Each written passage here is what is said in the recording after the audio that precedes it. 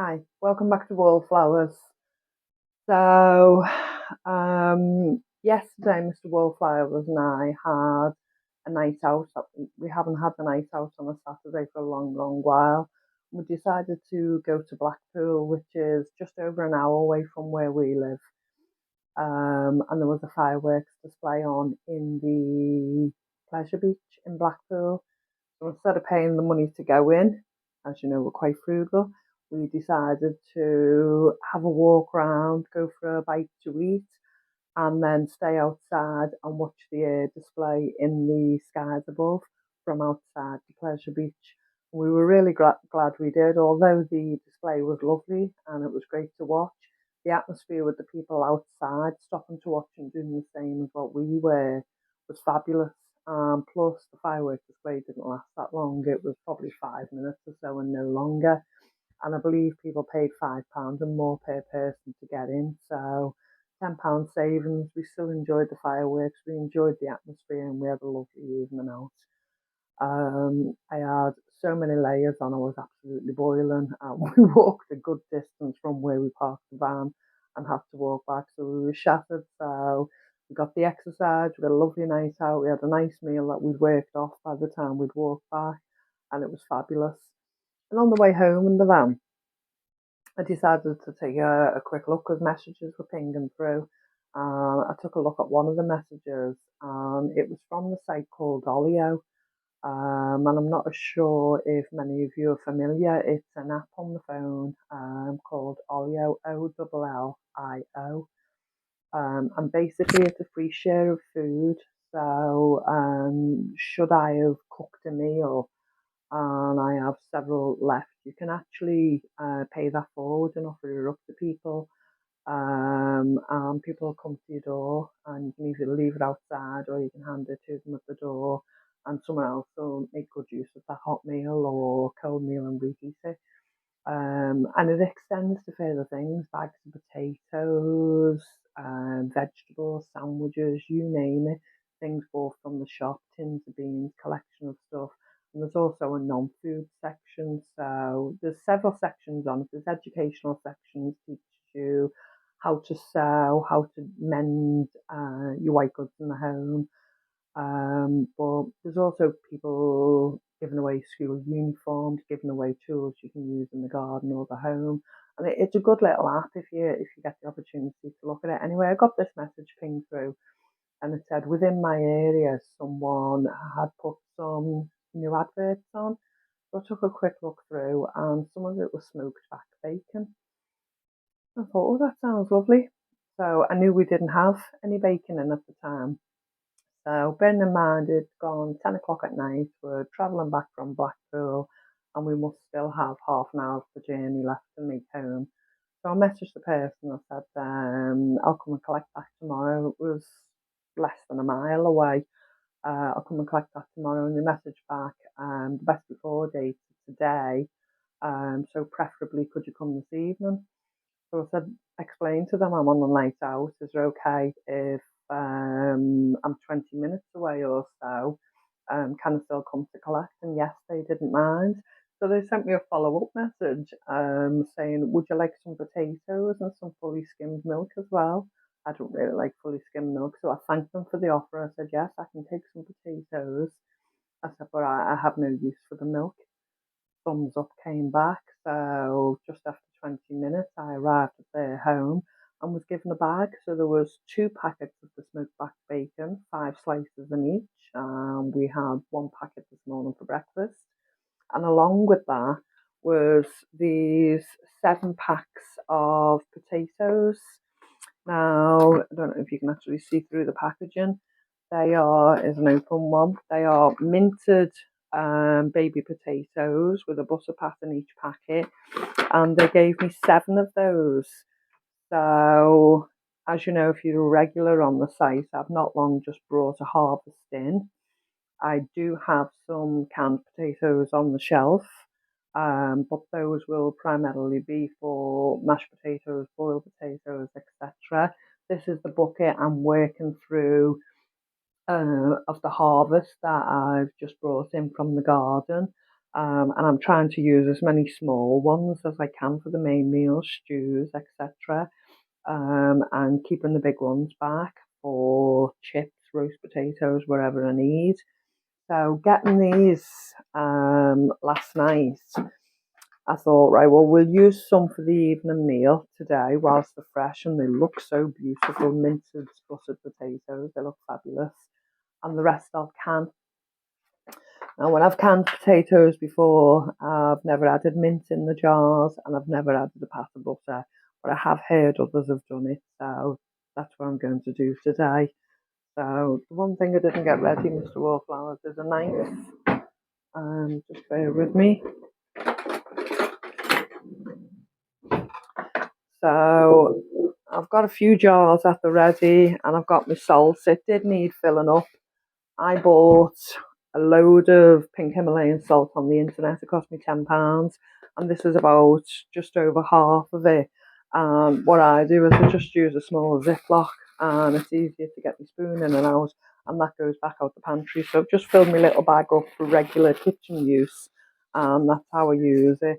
I have another one in the cupboard that I use for adding to food, so that's my black pepper and my salt there, but that's for condiment use.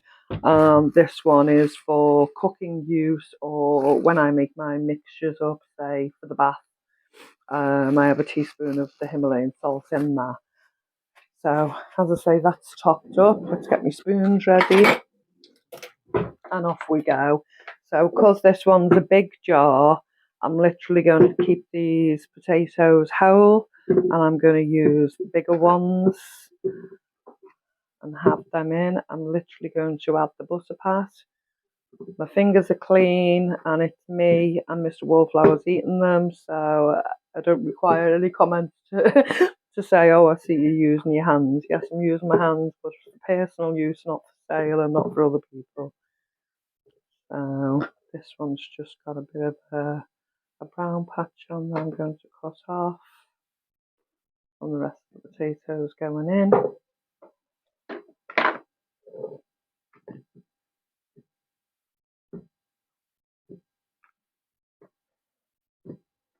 And they're quite nice sized potatoes in there.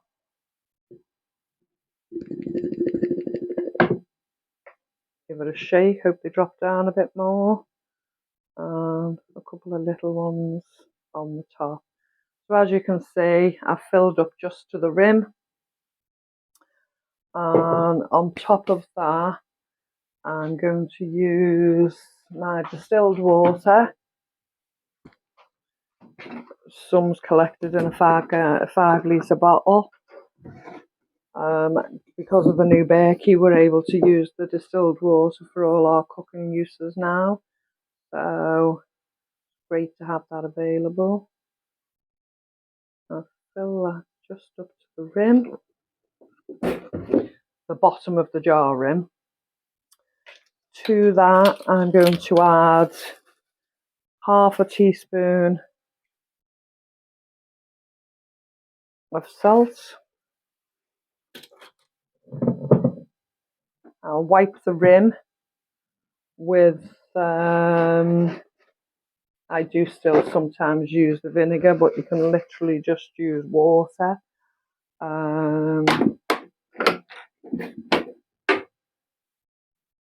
Wipe the rim, place the top on. Now I tend to give it a bit of shake just to make sure there's no air bubbles there. See if I need to top the water up slightly.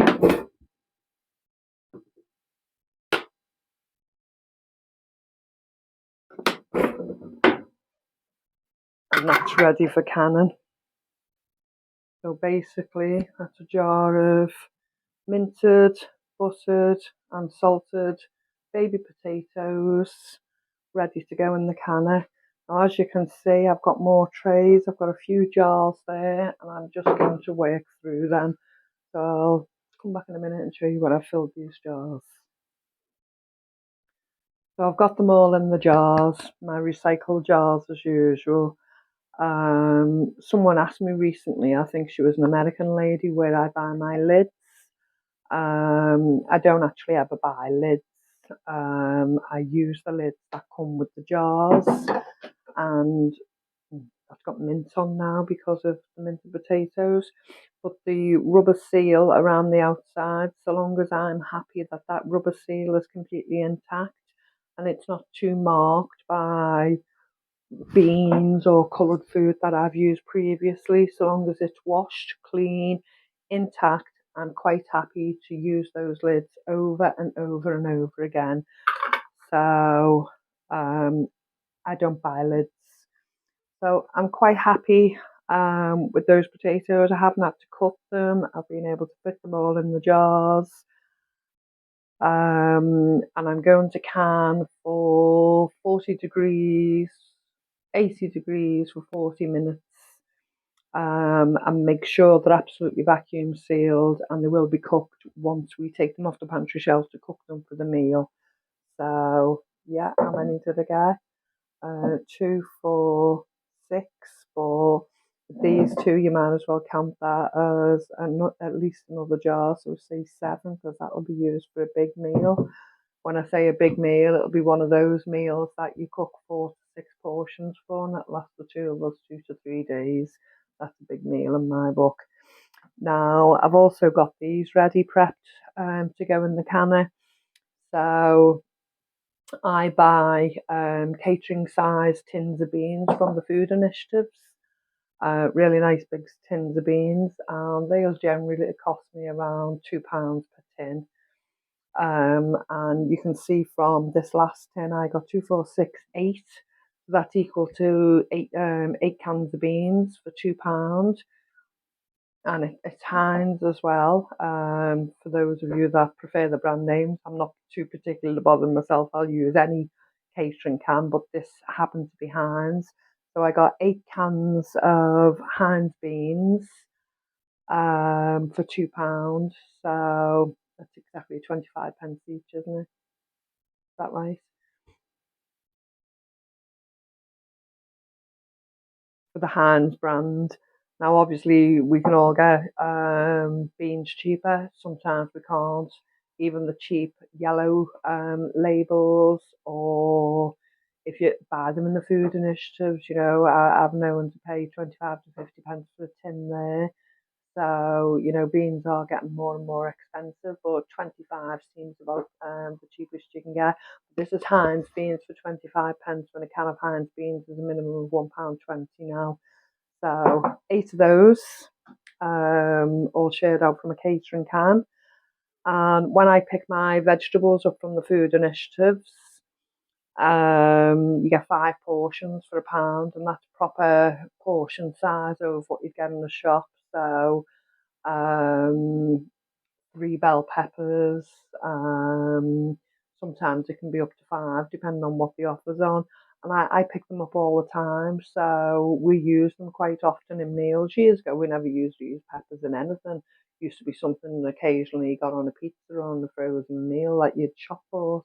But I tend to use them quite a lot now because I've got them. We enjoy the taste now, and it's versatile, gives a nice bit of colour to the food. So I always seem to have an abundance. I get extra. So this week I had yellows, greens, and reds, and I just chopped them up, slivered them. I've done this ample times before. Sometimes I add onion into it and can them with the onion, but these are purely just mixed coloured peppers. They're all bell peppers. And again, what did I get? 6 little jars. Now, one of those is ample for a big cooked meal, and one of those is ample for a stir fry between us, whatever kind of quick meal we're making, and that'll be a cooked meal. So, as you can see, we've got a supply of potatoes, the supply of Heinz beans, supply of mixed peppers. These have already been canned. They're ready to go in the canner now, but these have already been canned. This is grapes. Yeah, you can't see the colour yet. They don't look too great.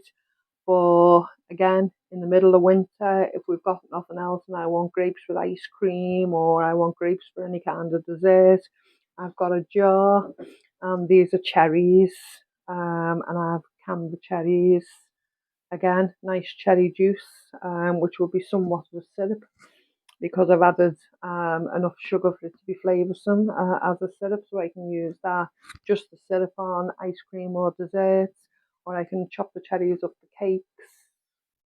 Just take a spoon to the jar if that's how I feel at the time. But yeah, so that's grapes and cherries already pre-canned, and these are just about to go into the canner. So I'm really happy with that. Thanks for joining me today, and I'll see you soon. Bye.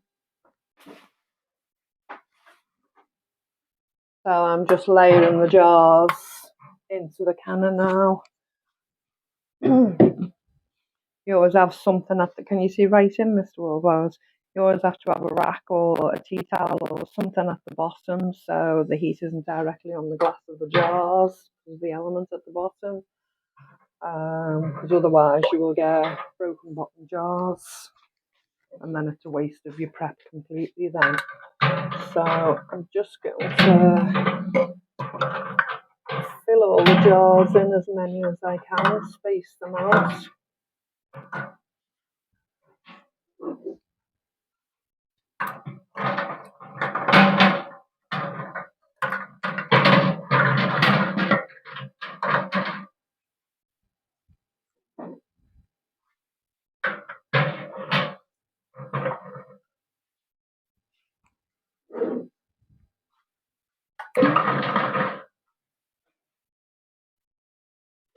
As people have mentioned before, mine's an exceptionally large tea-size canner, and I'm quite fortunate to be able to fit quite a lot in. As you can see, I didn't even count how many jars I have in total there. But as you can see,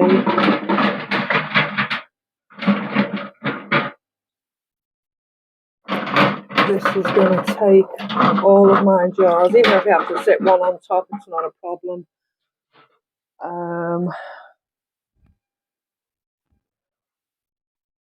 So what did I get?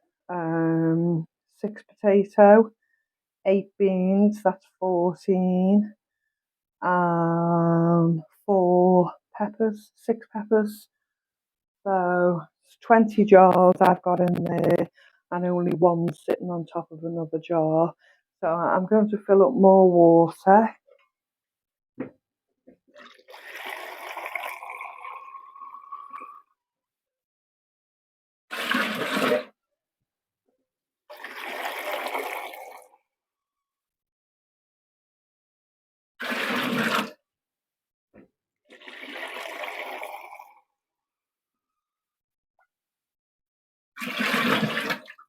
I'm quite happy with that. I know I've got the top one peeking out.